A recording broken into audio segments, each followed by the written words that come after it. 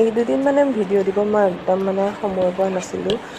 মানুহবোৰ ঘৰত আহি থাকে কামৰ কাৰণে। তাৰপিছতে মোৰ এয়া কেকৰ অৰ্ডাৰ এটা আছিলে, আগদিনাখন অৰ্ডাৰ দিছে, পিছদিনাখন সেইকাৰণে মই ধুনীয়াকৈ বনাই কৰি থৈ দিছোঁ।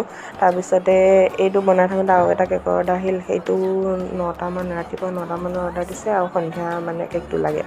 তাৰপিছতে ইমান মানে ভাবি থাকিব সময় নহ'ল। এই দুটা মই পাৰ্লাৰত যোৱাৰ আগতে এই দুইটা কেক বনালোঁ, দুইটা একেই বনালোঁ। প্ৰথমটো দেখি ভাল লগাৰ কাৰণে নেক্সট কেকটো মানে একেই বনাই দিলোঁ। দুইজনীয়ে ছোৱালী আছিলে, দুইটাকে হাফ কেজি আছিলে, মিকিভেটৰ পৰা অৰ্ডাৰ দিছিলে। তাৰপিছতে এয়া পাৰ্লাৰত গ'লোঁ, মানে যিমানখিনি কাম আছিল কৰিলোঁ।